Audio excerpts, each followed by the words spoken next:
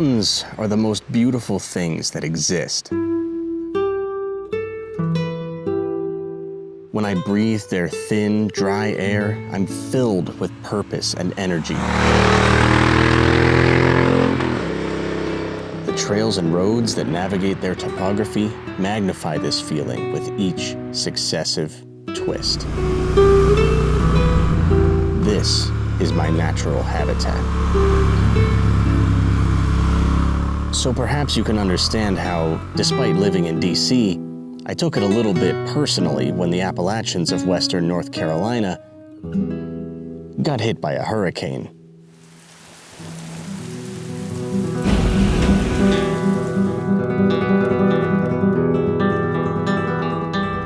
That's a shame. 3 feet of water came through our winery and destroyed a lot.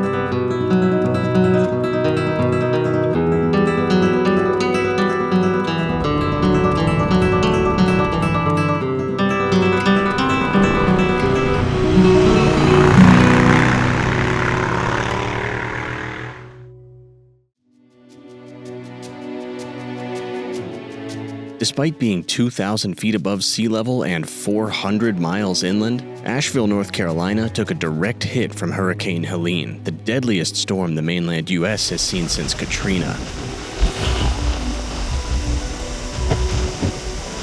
Oh, this is scary, guys. Oh, man. I'm okay. Holy.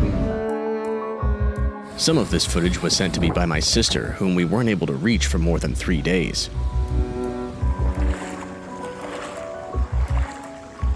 Now, my sister is tough, having been a professional outdoors person for over a decade, so I knew she would be okay. But I still hated being so removed from one of my favorite places in the world in its hour of need. I desperately wanted to be down there, helping, commiserating, clearing debris, doing supply runs and wellness checks in my badass 100 Series Land Cruiser. But unfortunately, I don't have a Land Cruiser. And even if I did, pretty much every highway leading to or from Asheville was impassable after the storm. I had no choice but to stay home and wait.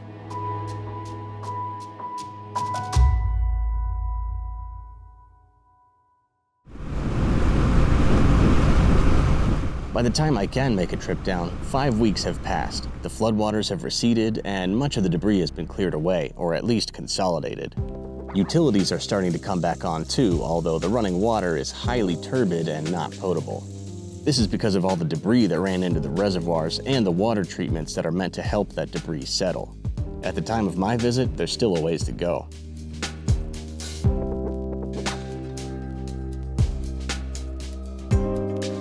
When I get down there, I ask my sister and my friends how I can be of service, and to my surprise, the answer is not by getting my hands dirty. Instead, the most helpful thing I can do is stimulate the local economy. Tourism is huge in Asheville, and for good reason. The outdoor opportunities nearby are endless, and in town, they've got a great food and beer scene, the Biltmore, which is beautiful, and a new music festival. Perhaps best of all for us motorcyclists, the Blue Ridge Parkway cuts right through town. But after Helene blew through, tourism was the first thing to dry up, and a lot of locals are feeling the financial squeeze as a result, especially since fall is normally the busiest season. My sister tells me that spending money at local businesses is the best and easiest way for me to show this community some love. Buying fun things for the greater good? Sign me up. I may not have all that many dollars to spend, but I'm still going to do my part. We start by heading downtown. Now, for all my talk about loving the mountains, I am not Jeremiah Johnson. I still like the comfort and excitement of a city home, and in my opinion, nowhere in the eastern U.S. balances mountain views and downtown living better than Asheville, North Carolina. Our first stop is Citizen Vinyl. In addition to being a great record shop and a killer cafe and bar, Citizen Vinyl is also a recording studio and record factory. Bands can record and press and sell their albums all under one roof. The Steep Canyon Rangers, whom Coda and I recently saw and loved, pressed this album here, so I buy her this signed copy.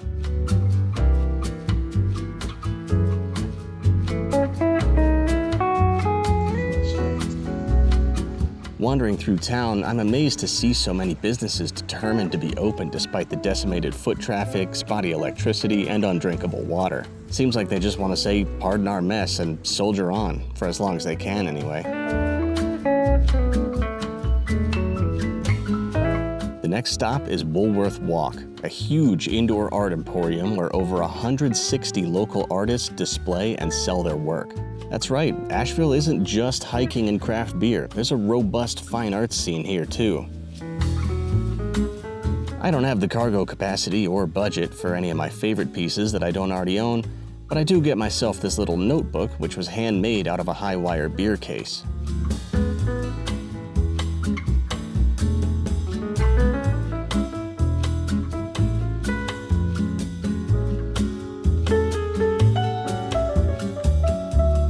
Lastly, a visit to my favorite thrift store on earth, Lexington Park Antiques.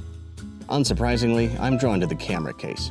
Lots to be tempted by in here, but I end up bringing home this Minolta XGM from the 1980s. Once I'm back home in DC, I'll use an adapter to pair it with my Soviet Helios lens and see how it shoots.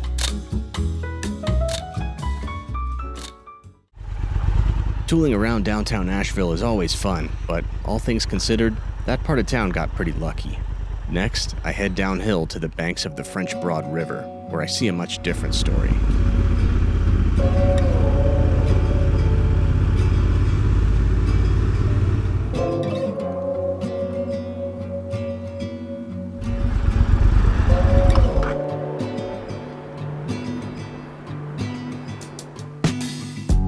Welcome to the River Arts District.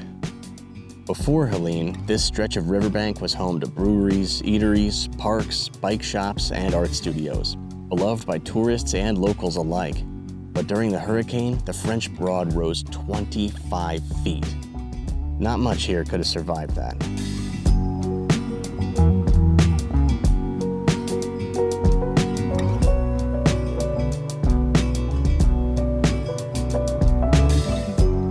This building was 12 Bones Barbecue.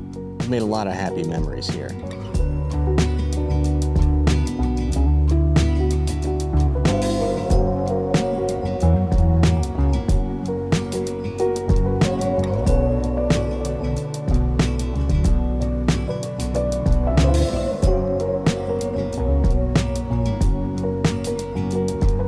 The River Arts District will be rebuilt.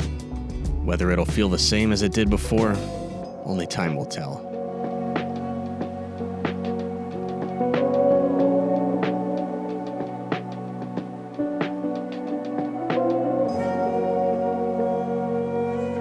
It's a sobering reminder of just how insignificant we are, us meatbags. We build our silly little buildings, make them strong enough to withstand what we think Mother Nature will throw at them. But at the end of the day, if she wants something back badly enough, she'll have it.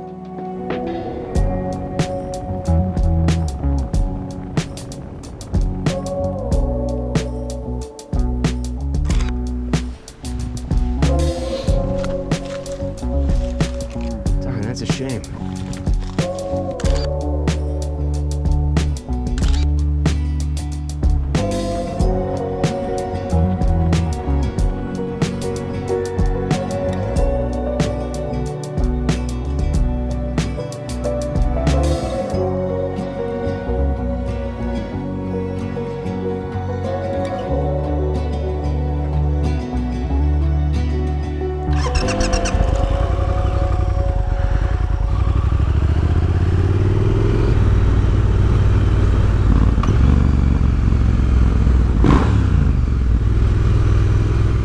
In case you're wondering, no, my Nikon F4 does not have light leaks. What you're seeing is user error.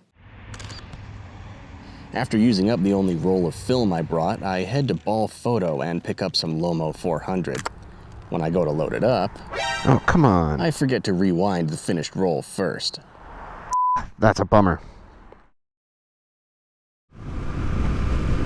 The place we're visiting next is an establishment that's near and dear to my heart, and one you can help out by sending a little business their way in person or online.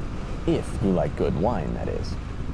Just a couple highway exits away from Asheville is a small town called Old Fort. It's a popular stop for hikers and cyclists visiting the Old Fort Gateway trails and Catawba Falls. The Catawba River and Mill Creek run right through town, and both rose several feet during the hurricane. Floodwaters damaged many homes and businesses, including Yuta Wine, a winery opened last year by friends of Coda's and mine.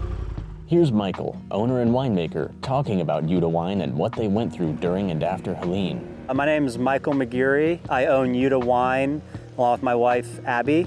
This is my son, Parrish, who wanted to join us for the video. But we own Yuta Wine here in Old Fort, North Carolina. We started the business in 2022, but then opened the doors to our tasting room here in Old Fort January 2024. So we had just over 9 months of business before Helene changed everything for us pretty quickly. As you can see here behind me, that's usually not there, that house, that was from down the street. So that swept up and along with a lot of water, 3 feet of water came through our winery and yeah, destroyed a lot of the equipment and whatnot. So what else should I talk about? So obviously you can see the space here. We got 34 inches of water in here, basically flowing through this entire space. Really did a lot of damage. I guess the storm happened on Friday. When we got here on Sunday, it was a mess. Everything was everywhere. We had about 4 inches of mud and we couldn't open the garage door because everything had sort of flowed into it. So first couple days was just getting valuable things out of here. But then after that, we just started shoveling mud. Us and a group of volunteers shoveled mud probably straight for about 4.5 days.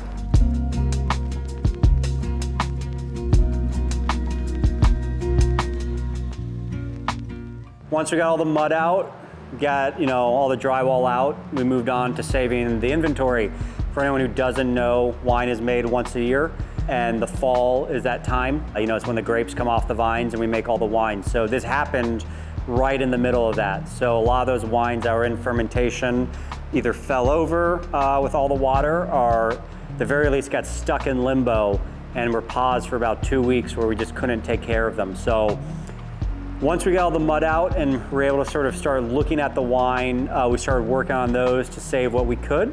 The wine came out the best of anything in here. So the wine fared a lot better than the equipment and fared a lot better than obviously like the drywall and stuff. So what's nice about wine packaging is that corks expand with water. So obviously everything in the bottles is fine. A couple leaked, but those are more the sparklings with the caps. Certainly a different vibe than it was the first few days. As the first it was just get the mud out, and now it's sanitize the bottles. Is that white tank back there? Is that a... Oh, you're good. It's just like a thing. Don't break anything.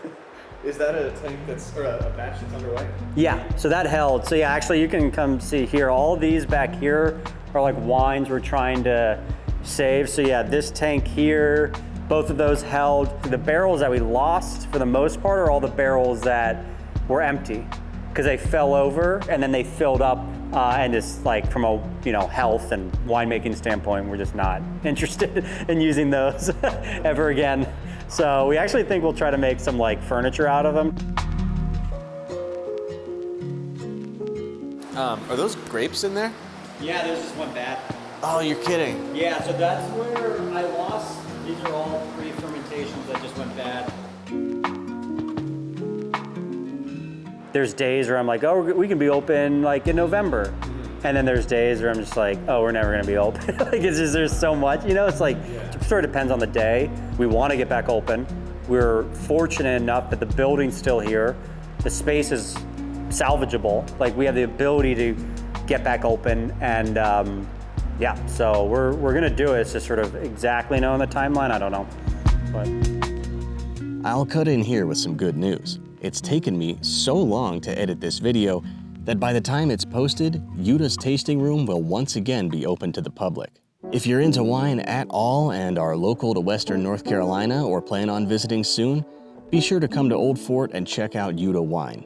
If you can't make a visit but still want to show these folks some love, you can actually order their wines online. So one way that we're really fortunate is that We do have the ability to sell wine online, and thus when this happened, we really transitioned to that and tried to make a big push to start doing online sales as much as we could. So this last month we've been collecting orders, and actually this week, last week of October is when we've finally starting to ship out those orders. If you live in one of these states, visit utawine.com and consider ordering a few bottles or joining their wine club. I'm by no means a wine expert, but I've tried most Utah wines at this point and really like them, especially the Carbonic Red, which isn't something you see every day. Mike is a true enthusiast and very good at what he does. They're free, by the way, if you want them.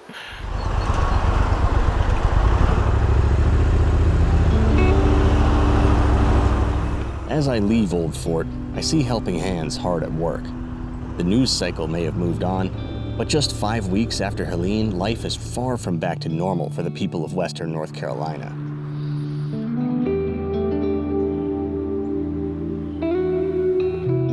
I see a community still fighting to make sure that everyone's most basic needs are met. Locals passing out groceries and essentials, signs offering free gas, free hot showers. This is a resilient community. If you live in or hail from Western NC, I hope you've come out of this with a renewed sense of pride in your home. For a place that probably never expected to see a hurricane, it sure knows how to survive one.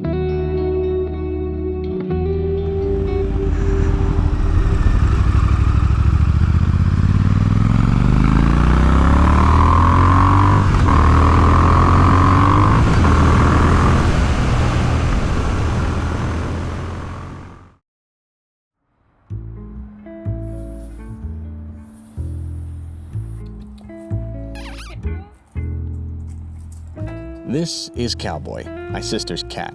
He is an absolute savage. Oh my God, you're filthy.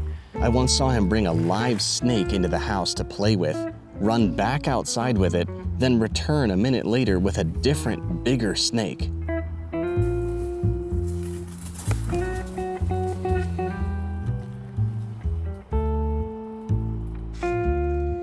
I take a bunch of pictures of him using the F4.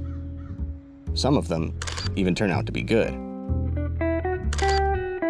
Unfortunately, I have no idea what I'm doing right or wrong. I keep tweaking the settings to try and keep up with the changing light, but I'm not remembering what settings I use for each shot. This will be my use for that little notepad I bought, taking notes while shooting film so that I can actually learn from my experiences.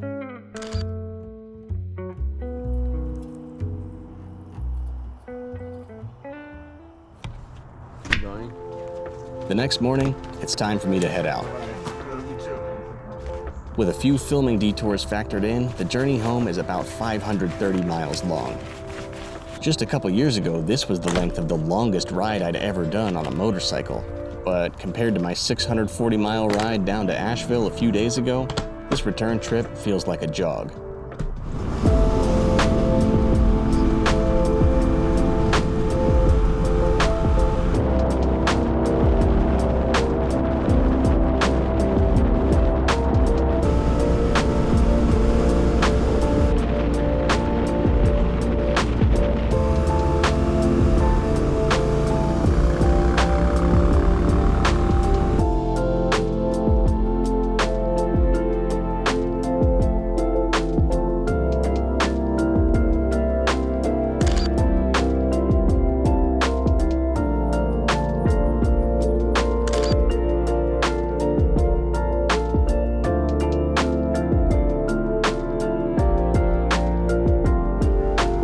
A couple hours after dark, I arrive back home in Washington, D.C., a city that's proven to be uncannily hurricane-proof despite being located near the coast.